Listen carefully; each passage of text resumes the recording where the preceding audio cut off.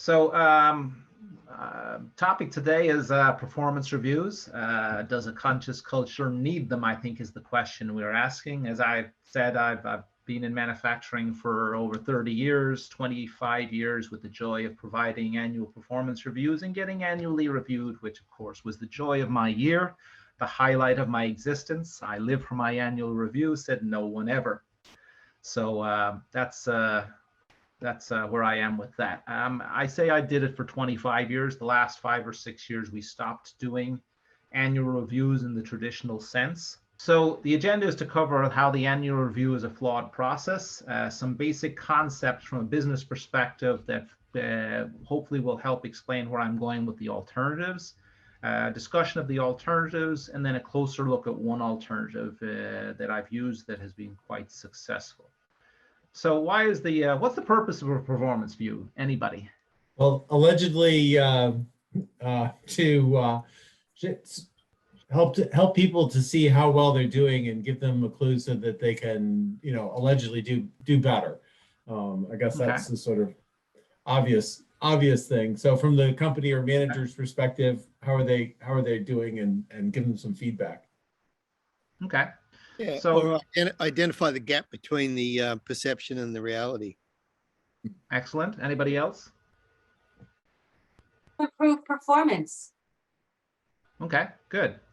So I put down these ones here. So it might be to hold people accountable. I think that's what Gavin was talking about, to provide an annual point of common focus, to set SMART goals for the future. Hey, we want those SMART goals. Nice acronym, it sounds great, and to dole out the annual budget raise allotment, which is basically what most people hear in their review is I got 3% or I got 2.5%, and the rest of it goes in one ear out the other ear. So why are they ineffective? Well, I believe they're based off a flawed framework. Business moves faster than 1 year cycles. Okay. So really, actually, a review process tends to take it's a 14-month process. You have to start 2 or 3 months ahead, look at the performance, try and figure out what you want them to do for the next year, struggle to put the list together. What am I going to get them to do? And you end up with sort of a smattering of items that you want them to do. What is important at the start of the year may not be relevant even 1 month later. If you just look at the whole COVID thing, the goals we might have set in January of 2019 by March were in ruins because of COVID. And if you're doing an annual review based process, you're going to be doing your next one over Zoom rather than in person, not something that you foresaw. I don't think you had a COVID exception put into your review process at that point. Most important goals are interdependent. So when we write out a SMART goal for somebody, hey, we want you to develop the next widget, or achieve 30% reduction in cycle time on this product. Actually, that goal is something that you have to share with others and are quite dependent on their contributions for your success. So while you might do a great job, others on the team may not do the same great job or may not even know that that's a goal because your goals are not linked. So therefore, you end up what I'll call busy work goals. The example here is the plate of food over here. It's everything by itself looks doable, but if you ask me to eat the whole thing, I'm going to throw up. Okay, and it's the same thing what we try and do on a review basis. We sort of try and think ahead and how many things will they need to keep busy for the year and what's important so we can evaluate them at the end of the year. So we're just sort of loading up the plate and hoping that some of these things get done. Of course, the employee looks at the plate and says, that's pretty full. And they pick off what they want to do and say, well, I got 80% of the stuff done. You should be happy. The other flawed framework is leaders and managers are actually at least 80% responsible for an employee's performance. They choose whether to give them the training or not, to give them the resources or not, to give them the time, to make sure that they pick the right goals, et cetera, et cetera, et cetera. So really, from that perspective, it's a lot of what's being asked to do, the cycle, the time, the relevance is it's an ineffective process that doesn't really help us much. Most managers, the secret for employees is that most managers actually hate giving them. And how can you tell that? Because most managers are late giving performance reviews. They're seen as sort of a necessary evil that has been foisted upon us by the HR office every year. We have that meeting to sit down together and start talking about how we're going to do the review process and who needs to be reviewed and, what employees swapped and who should do the review. It's disengaging, dehumanizing, it's distracting from the day to business. And it emphasizes a hierarchy, that you report to me and I'm judging you, which obviously is not something a lot of managers who are trying to do good things are necessarily comfortable with. So the other thing about it is that, so what problems do they create? So when you do a review, even if it's an effective review, they create tension. An employee doesn't look forward. I saw one place that the employee were happier going to get a root canal than a review, because at least they knew the root canal was going to provide a certain amount of pain and you were actually going to get some Novocaine to go along with it. So that creates tension. It's a distraction to the team. It's more disengaging, engaging. I'm sure you all heard the rule of 5, which is for everyone, you need 5 attaboys. Okay, so every time you get in a disengaged relationship, every time you sit down and talk to somebody who gives you a criticism, whether it's constructive or not, they really need 4 or 5 more attaboys before they sort of balance themselves out. So the more disengaging things you have, or more criticisms you have, the more likely you are to disengage that relationship between you and the employee, because in a lot of instances, they wanted to know those things many days ago, or many months ago, where they could have made a change and not wait until review times. They rarely focus on the right thing, okay? They're focusing on things that were planned over 14 months ago, and those times may have changed, and you might have assigned other really important things in the meantime that are not going to get credit for it. The last thing is, most managers or supervisors are not trained to give an effective review. Remember, we do this once a year, so we're not spending a lot of time, looking at it. We certainly don't go in and sort of do dry runs, or supervisor. Very few companies do dry runs and test the supervisors or managers' effectiveness at delivering an effective review. And they're not really supervised. You sort of go into the closed room, close the door behind you, you have the weeping and gnashing behind closed doors, and then out comes the employee with some number in their mind and some disgruntled aspect of disagreement that they had about certain aspects of the review process. And the manager comes out relieved that at least the fight didn't break out in a lot of instances. So they're seen as a stick and a carrot, or not a carrot. It was stick from the perspective of that review goes into the bottom, one copy goes back to HR and the other one goes into the bottom drawer.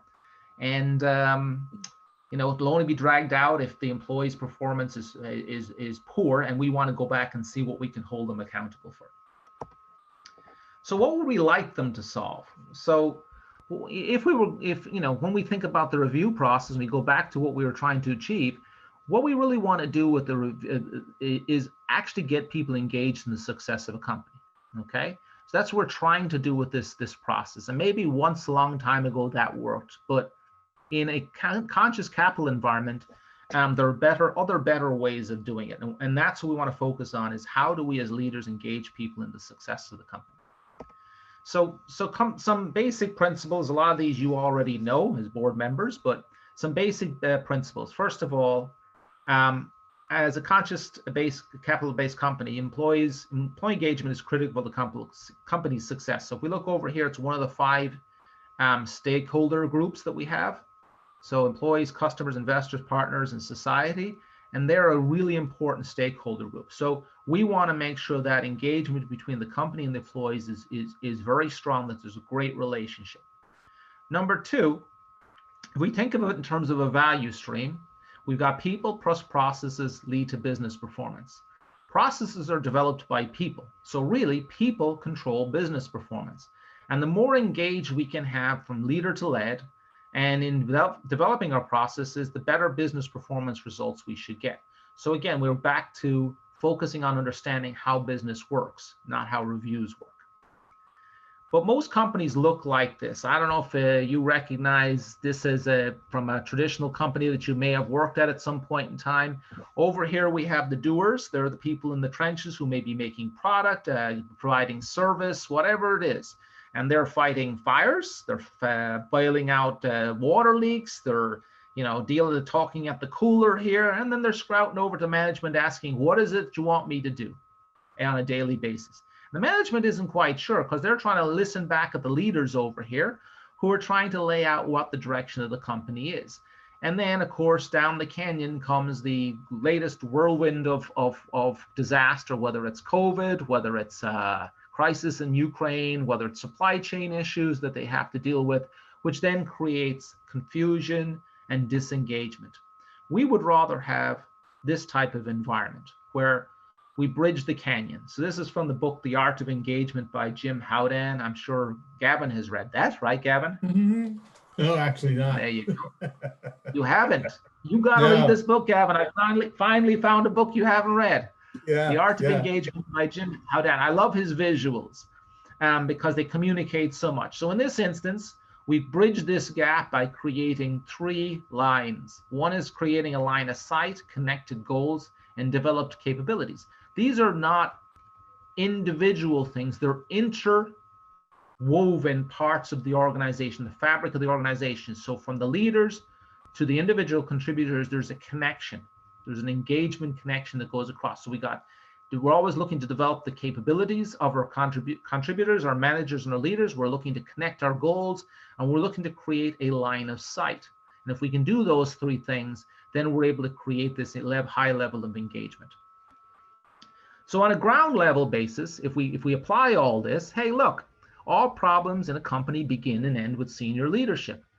Okay, so think about what we're doing. We're saying on one end, we want the leadership to judge the performance of employees that really we control their outcomes 90% of the time. We hire the people, we decide on the product, we decide on the processes, we decide whether we are going to enter a market, not enter a market, what that reaction should be on a big level, what machines to have, what methods, materials. And if we think about it, engagement is about a relationship between the leader and the led. It's not about a person. So the idea that we're judging these people based upon their engagement and not on a relationship or based upon stuff that's within our control is actually backwards. They should be judging us as leaders, not the other way around. So if we say all of that, then a leader must be focused on hiring capable people with the right value set, engagement in the mission and the purpose of the company, clarity of roles and responsibilities, developing skill sets, and authentic teamwork. That is the purpose of a leader, is setting that direction and making sure we have these things in place, okay? It's not on stepping back and judging other people's performance. So if we align the organization to improve the leader's behaviors, then we will increase team engagement and improve business performance. Okay, so that's sort of the if-then statement. Any questions on that so far? Okay, so let's talk about what engaged relationship behaviors are. So there's 3 types. There's engaged, disengaged, and actively disengaged.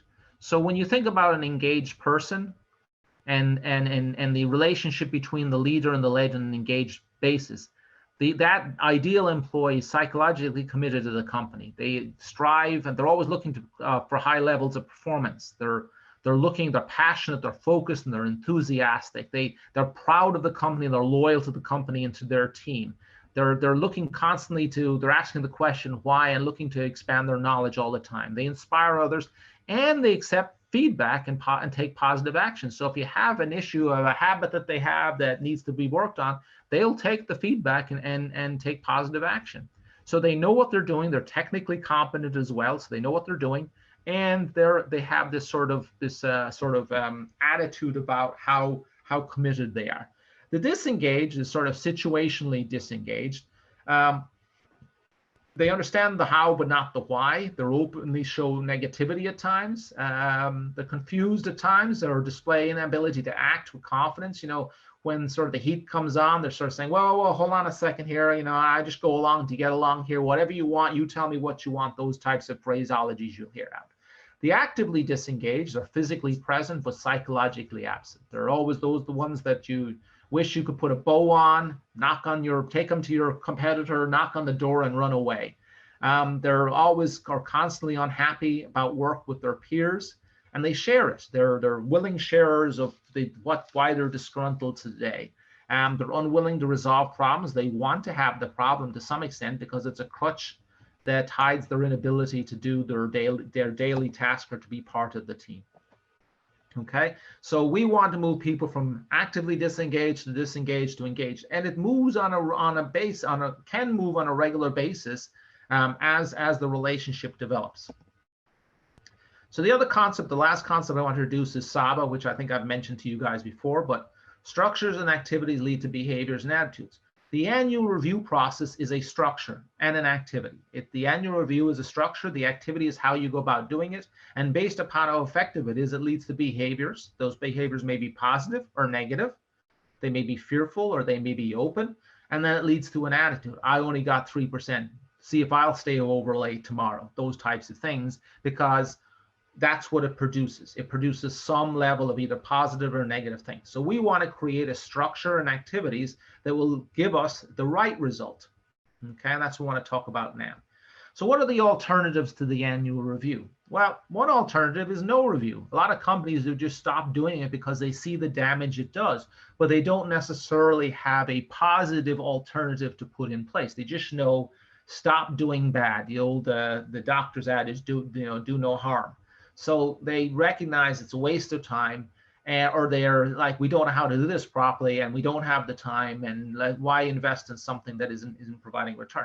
They can do a team-based review, which is basically, rather than one person, one opinion, it's sort of reviewed not only by the leader, but by others on the team, and you get a more rounded view of the work of an individual. Project-based reviews for companies that do a lot of individual projects or team-based projects. You can review the team's performance within a project, and then that builds up into an annual review of some sort or a continuous review. The other one, the next one I'm going to focus on in a few minutes, we've called it the fifth metric. If you think about the metrics that most companies use, which is quality, safety, quality, delivery, and cost, the fifth metric is engagement, and I'll walk you through the mechanism we use there in a more in-depth basis. 360-degree review, a lot of companies use. 360 is where your subordinates review you, your peers review you, and you sort of review yourself. At times they do that. The problem with the 360 is it depends on how much fear, what the sort of the power distance gap is there. Nobody wants to be that employee who hands over and says, Jim is a interesting leader. We're always interested in how bad a leader he is, because very quickly they will know who wrote that, and obviously then there's going to be some retribution later on if Jim is that type of interesting leader. And then quarterly check-ins, which are more like the annual but done on a more frequent basis. So at least you're getting more frequent input and less off track. The one thing I would say is you should base raises off team performance and business performance, individual engagement, and separate it out from whatever review process you choose to do. Because when you get your whatever number most employees hear, from that moment on, they're either happy or unhappy. And it colors the rest of the review, whatever happens. If you must do reviews, focus them more on behaviors and less on results. You should include results, but you want to look at them from a more behavioral perspective. Hey, Jimmy exhibits more like behaviors associated with engaged as opposed to disengaged, and here's why. So let's talk about the continuous feedback mechanism. So what we did I'm going to deal with it from the last 5 years at ECA. We recognized that the monthly review process was not a good mechanism for providing engaging feedback. So what we set up was, with the help of a company called TMG, was a monthly cycle of this continuous feedback process. And it was focused on building engaged relationships between the leader and the led, and working on tangible skill, performance, or habit improvements. So things that made a difference, okay? So each month, the leader, so let's say you're a leader of a team of 7, doesn't matter whether you were at the supervisor with 4 team leads that work for you, or a manager with 5 supervisors, or a team leader with 7, heartbeat team players that worked for you. This applied at any level of the organization, just leader to lead. So each leader would meet with 1 or 2 of his led people, or her led people each month. And I'll walk through what they did. It was a collaborative effort. Once a month, then they filled out a simple report that took about 5 minutes to fill out, and they reported out to the supervisor with the other supervisors. If you were a team lead, you reported to your supervisors, and the supervisor did it as a group, and it took about 15, 20 minutes. Then the supervisor and with other supervisors reported out to the manager. So one up, one down, okay? So basically the whole process took about, for any individual in that process, took about 30 minutes, a half an hour, a month, plus the monthly collaborations to do it. And then at the end, we could tally up the engagement measures. So let's walk through how this works. So manager, supervisor, heartbeat, leader, associate. And our goal was to create this growth of engagement from the seed right up through. And of course, in springtime, this is apt. I actually noticed the first of my daffodils showing up, peeking through the ground outside today, which is pretty exciting. We want to start slowly with expectation conversations. I've talked a number of times about what can you expect from me? What can I expect from you? So anytime a leader gets a new lead or there's a new leader in an area, all relationships are considered disengaged, okay? And what we want to do is start building that relationship between the different, between the leader and the team, okay? So the engagement is one plan, what we call an EIP, an engagement improvement plan at a time, and it's more important to get the process working than to see results. So think of it like, a 5-year-old gymnast at the gym, and the gymnast does a forward roll. We're not grading and holding up scorecards and saying, I give that a 6, somebody else gives it a 2. We just clap loudly and say, well done, I hope you're enjoying this. Well, that's part of the first part of the process, is we want to make sure that the process is working. We're teaching the tool properly, okay? So here's an example of a tool. So the tool is basically an Excel spreadsheet, how we manage this. And across the bottom, you'll see monthly tabs. Every month, we just take a copy of the last template, which is spelt wrong, because Jackie was really good at spelling. And Jackie would add on October, November, December. She would copy out November's, and that will become December as a tab. Each month, she would highlight her team, which is, hey, I got 3 people, 3 team leaders that will report to me. I have none that departed. I've added new teammates. And then I still have 3. Of my 3, 1's engaged, 2 are disengaged, and none are actively disengaged. We look at things like unscheduled, unplanned absentee events, because those throughout the month reflect a level of disengagement occurring, okay? And what this is just sort of saying is a summary of what's gone on within the team for the month. If this was in my Excel spreadsheet, I would just scroll down from here. I'm not moving from one tab to the next, and we would end up here. So this shows that engagement level over the monthly period. So you can see Melissa and Anita reported to Jackie, or were on Jackie's team since March when we started this process for Jackie, and are still on the same team. And we've added Araceli in July. And you can see that Araceli went in as disengaged and has been for the last 3 months, okay? And that's okay. Doesn't mean she's a bad employee. It just means the relationship between Araceli and Jackie is not where we'd like it to be at this point in time. And we'll get into why that is in a few minutes.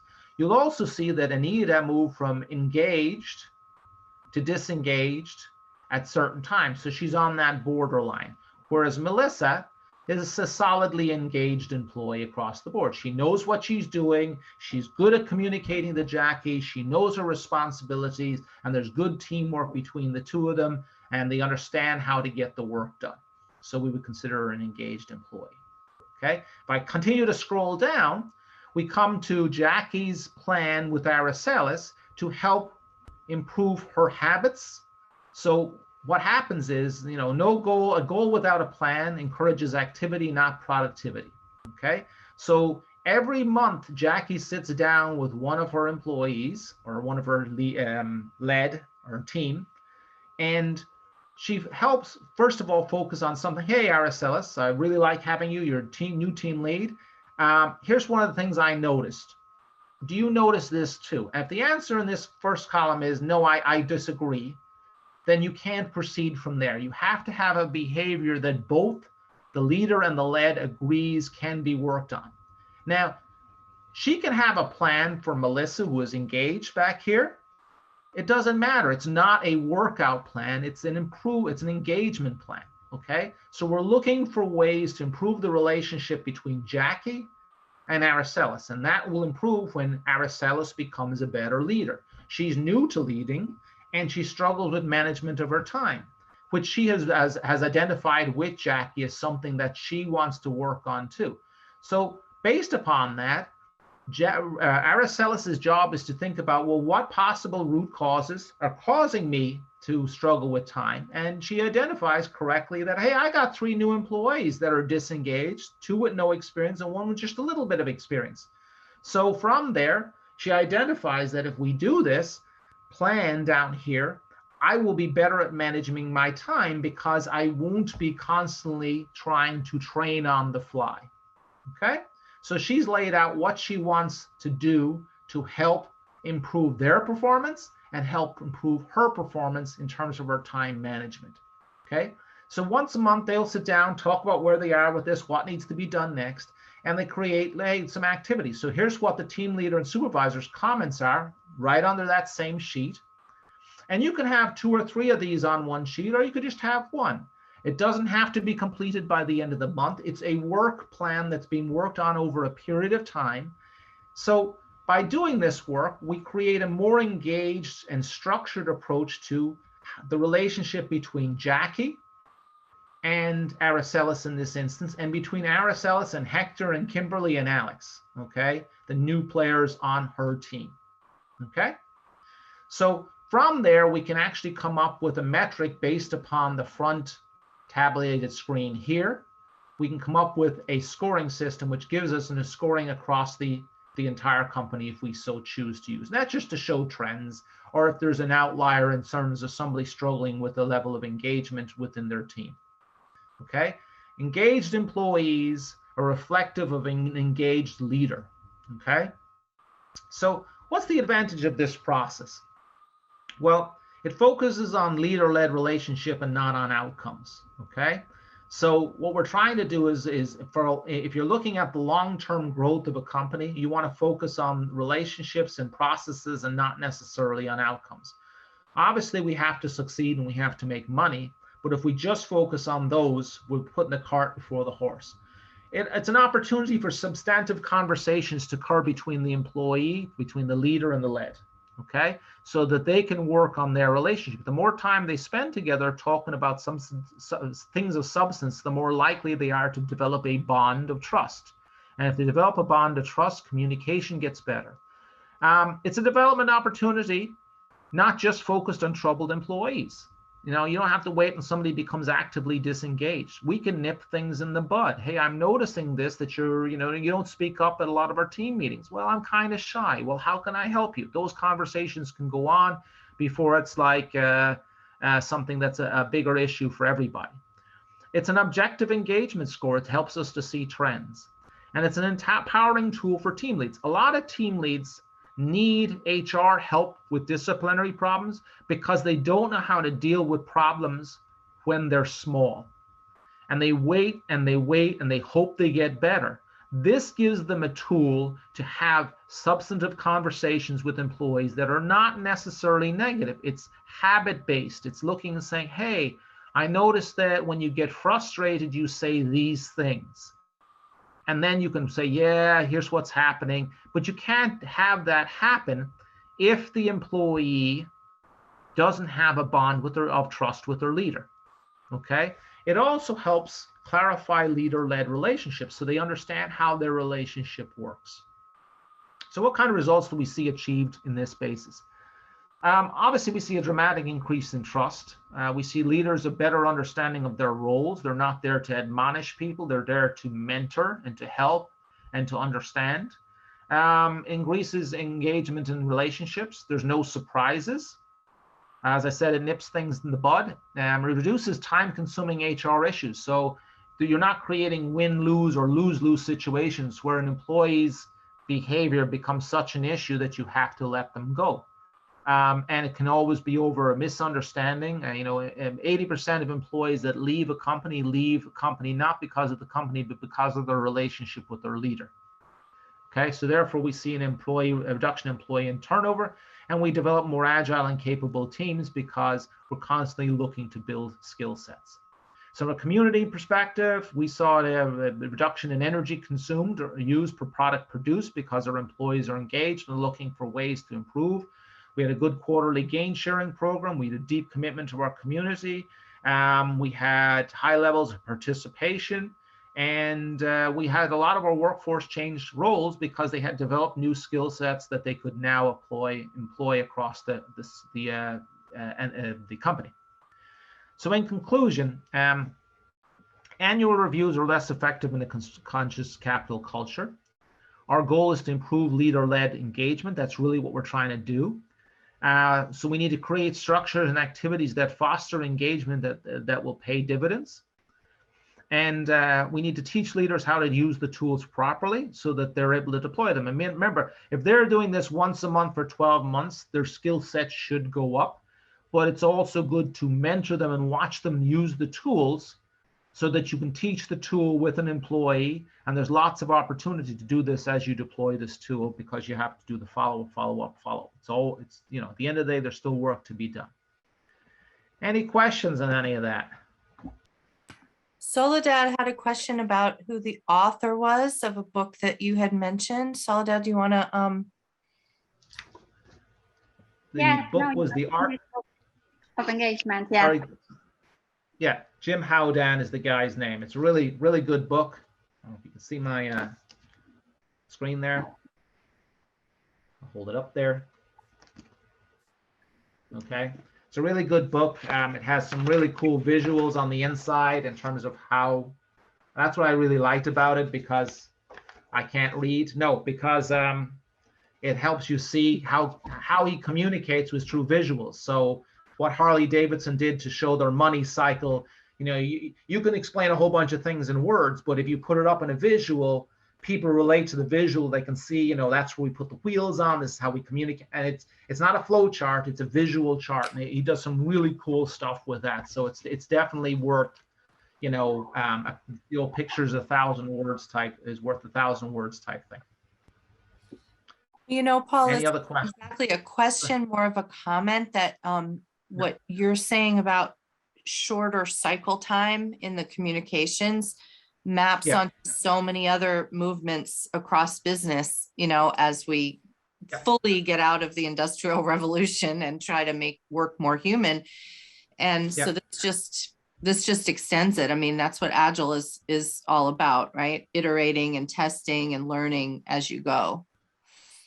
Yeah, absolutely. I think it's creating a structure. If you don't do it on a monthly basis, if you don't have the report outs, the thing doesn't work, because some people will stop doing it because, again, you don't get the benefit on the first conversation. The first conversation that somebody might sit down with as a leader will be like, oh, I'm glad I got through that. And then but you should be there with them in the room as they do it. And you're not focused on the quality of the content, you're focused on the execution of the tool. In other words, did they ask the right question?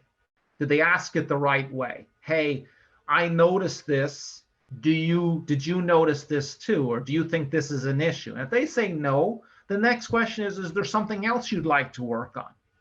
And they might have something that's even more that you didn't think about, or they haven't stated better. And they're like, okay, that's what you want to happen. If the leader walks in and says, well, okay, here's what we're going to work on. We're going to work on your attitude. It's not going to work, okay? So we want to create that training aspect and repetitive cycles. So when we started deploying this, it literally took us a year of deployment activity before it became a habit within the organization.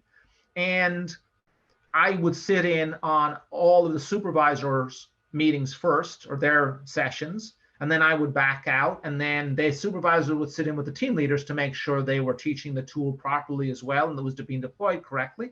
And I would also sit in on the monthly meetings, okay? So to make sure that the report out, hey, you got 5 minutes to go over your area. I don't want to go into the content. I just want to go in to make sure that you're deploying it properly. The content is between you and the employee, but your lead person. I'm not here to critique why you picked working on their PowerPoint presentation skills versus this. That's between you guys.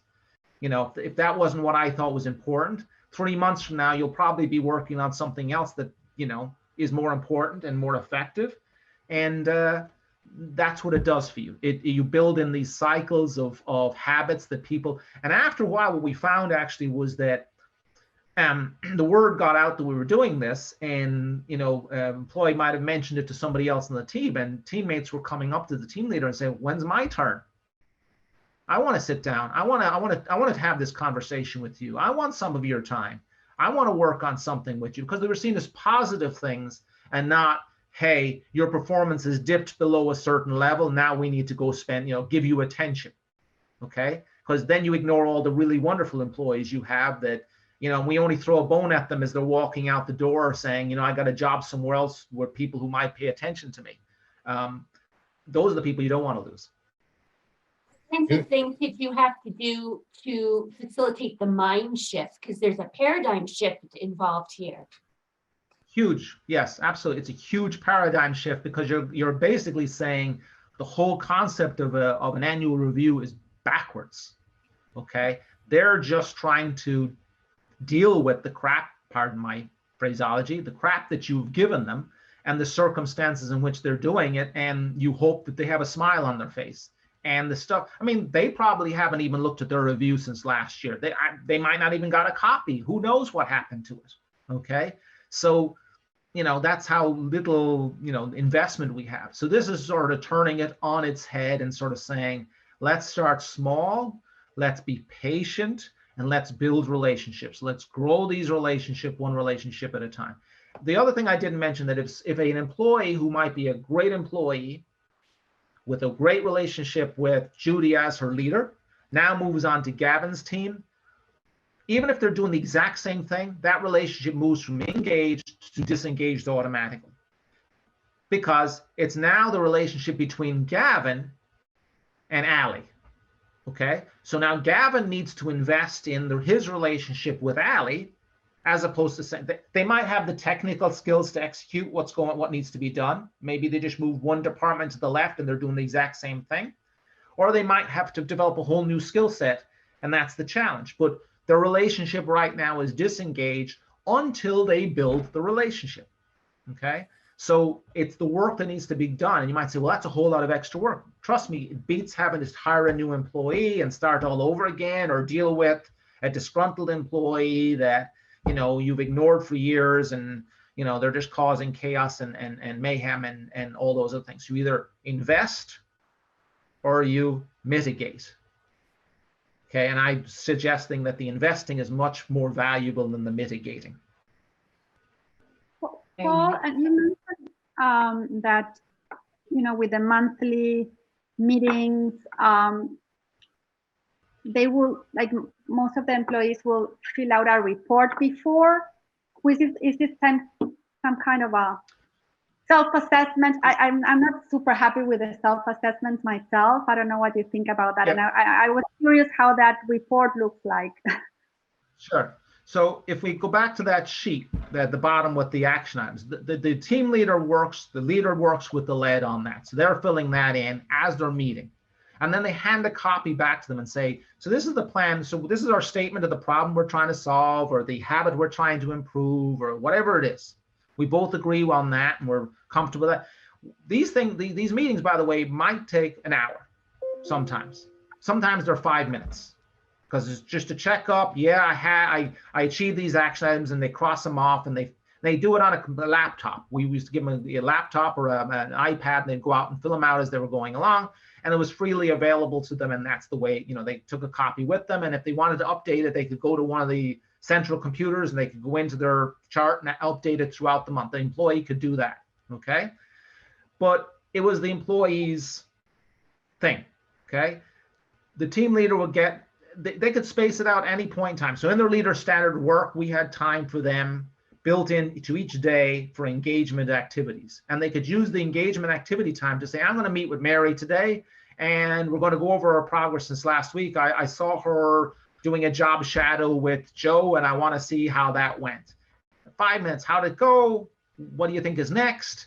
And, that's the way. There might not, the timeline might be, 6 months for the whole thing to before this habit is ingrained. So that's something between the two of them. It could go on for as long as they feel like, but they should have a set target of when it should end. but the time space shouldn't be, predefined, because you don't know how much work or how hard it's going to be.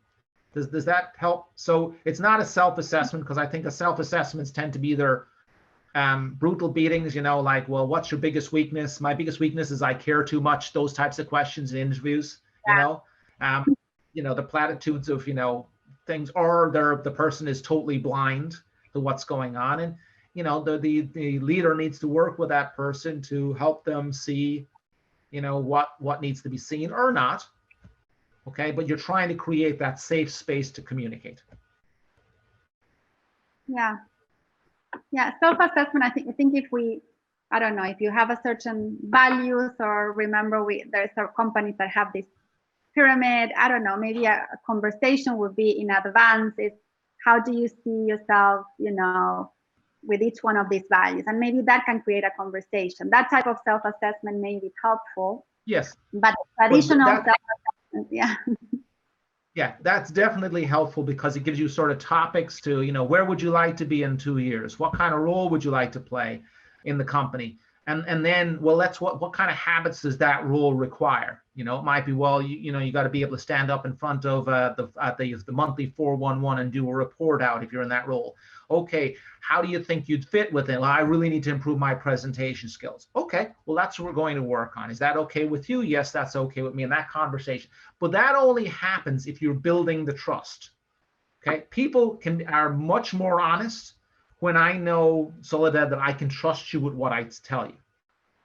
If you're my boss and there's a big, we'll call it distance between us in terms of power structure distance, then I am going to be much more guarded in what I tell you, and I'm going to be much more cognizant of hiding my defects, my personal defects, even though you might be able to see them blatantly.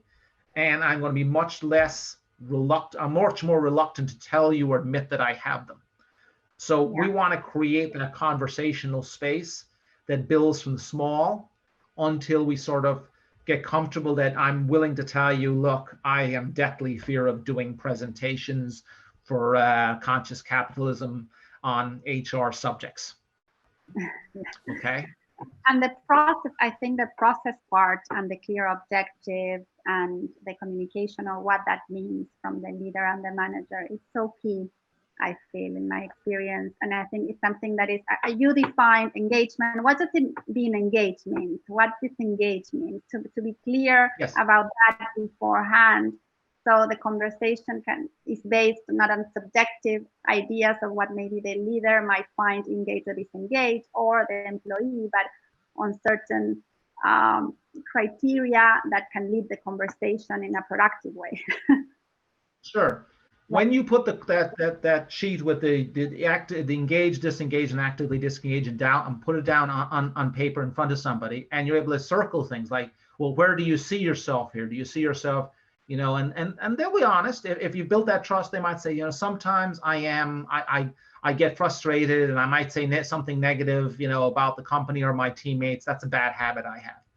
Okay, so if we wanted to move that from disengaged over to engaged, what would we do? And you can see the related engaged habit right here.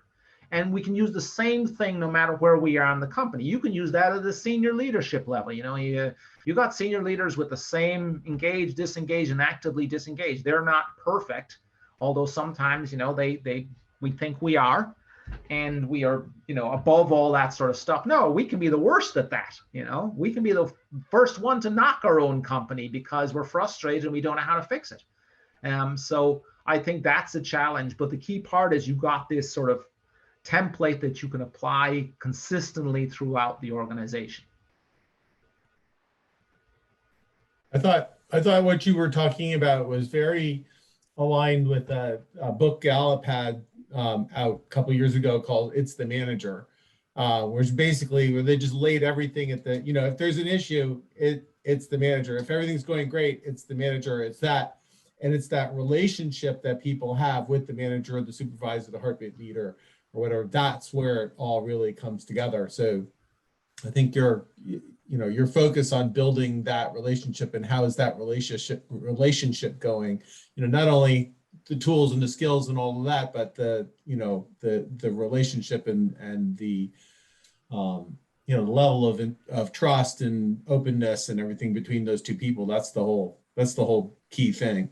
And I also think, you know, like what you're saying too about, you know, turning the whole thing on its head. It's almost in a way like you're asking, like, so if you're not fully engaged and you would like to be, what's holding everything back? You know, what are the opportunities for improvement? What's getting in the way of that? Oh, well, I don't feel like I'm learning this fast enough, or I don't feel like I'm progressing, or, oh, okay, so, you know, what, and then exploring that.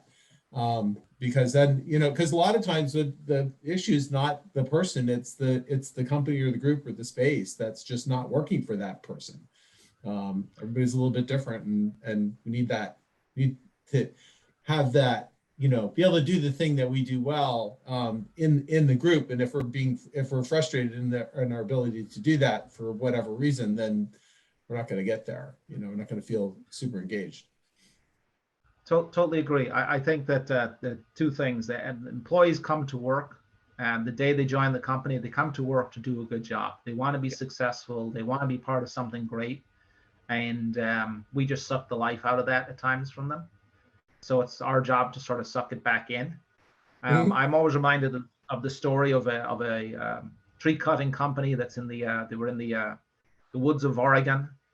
And the boss goes out and he looks around and everybody's busy and everybody's working hard, high level of engagement. They're chit-chatting between themselves and doing a great job. And he goes over to the foreman. He says, how are things going? The foreman says, we're having a perfect day. Everybody out here, tools are sharp. Everything's going great. We've got, you know, we're way ahead on our quota. We're doing everything right. He says, well, can you call everybody together? Tell them to stop work, call them all over here. And he says, are you sure we could beat our records today? He said, no, call them all over. He says, I need a blowhorn and a step ladder. He got a blowhorn and a step ladder. He climbed up the step ladder. He said, I just want to tell you guys, I'm really proud of you. You guys are really engaged. You're doing a great job. Unfortunately, we're in the wrong forest. Okay. And they were cutting somebody else's trees down and need to get the hell out of there as quickly as possible. So the point behind that story is that at the end of the day, to your point, it's all about, the people are willing to be engaged. They want to be engaged. They want to do a good job, but it's the leadership's job to make sure they're in the right forest, doing the right things, the right way with the right tools. And otherwise, it's just activity. Well, I'm sorry if I may have missed this, but what are your thoughts on the old 360 review process?